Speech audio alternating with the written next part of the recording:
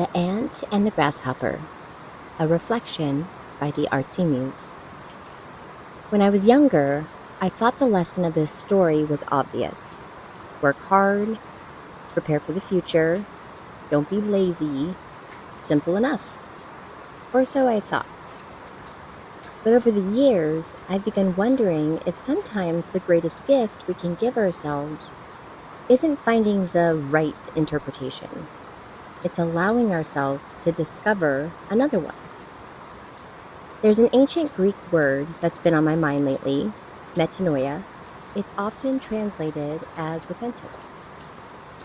But if you go back to its roots, it literally means something like to change one's mind. Or perhaps even better, to experience a new way of seeing. I love that because changing our minds isn't failure, it's growth. It's one of the most human things we can do. So today, I'd like to look at this familiar fable through a slightly different lens. Most of us naturally identify with the ant. The ant works hard, plans ahead, stores food, prepares for winter. We admire that, and I think we should. Preparation matters. Responsibility matters. Thinking about tomorrow is part of living wisely.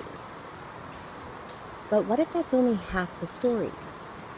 What if human flourishing has never been about choosing between the ant or the grasshopper? What if it's about learning when each one has something to teach us? The grasshopper reminds us to sing, to notice beauty, to enjoy a warm afternoon, to be fully present. Without that part of ourselves, life slowly becomes nothing more than a checklist. Achievement replaces joy. Productivity replaces presence. And before we know it, we've built a life that looks successful, but forgotten how to actually live inside of it. On the other hand, if we only become the grasshopper, tomorrow quietly disappears. Dreams remain dreams. Winter eventually arrives, and reality asks something of us. Both perspectives tell part of the truth. Neither tells the whole truth. I wonder if that's true about many of the stories we inherit. We often feel pressured to choose sides, to decide who's right, who's wrong, which interpretation wins. But life keeps reminding me that wisdom rarely lives at the extremes. It often lives in the tension between them, in the balance. Nature seems to understand this. The seasons don't stay summer forever. Trees don't bloom all year long. The tide doesn't only come in. The moon doesn't remain full. Even our own breathing teaches us this lesson. We inhale. We exhale. Neither one is enough by itself. Life depends on both. It is total relationship. Perhaps we're the same way. Perhaps we're meant to prepare and play, to work and rest, to build and wonder, to think carefully about tomorrow while still noticing the birds singing today. The longer I live, the more I realize that many of the struggles in my own life haven't come from doing the wrong thing. They've come from doing a good thing, but without balance.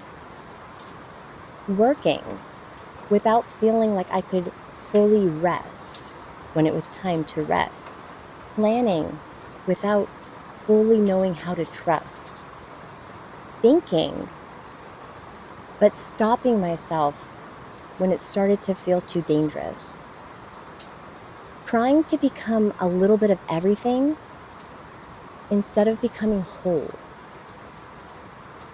Maybe that's what metanoia looks like. Not abandoning one perspective for another, but expanding until both can exist together. It's less like switching teams and more like opening another window. The room hasn't changed, but suddenly there's more light. I think that's one of the hidden gifts of these old stories. They don't have to stay frozen in the interpretation we first learned. They can continue to grow as we grow, each season of life revealing another layer we couldn't see before. Perhaps wisdom isn't memorizing the moral. Perhaps wisdom is remaining curious enough to keep discovering new ones.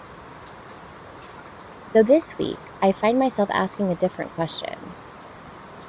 Where has my life drifted out of balance? Have I become all ant, forgetting to sing? Or have I become all grasshopper, forgetting to prepare? Maybe neither side is the destination. Maybe wisdom has quietly been inviting us toward wholeness all along. Until next Friday, may you work with purpose, may you rest without guilt, may you remain curious enough to let your perspective keep growing, and may every new way of seeing clear just a little more of the fog. Keep wondering.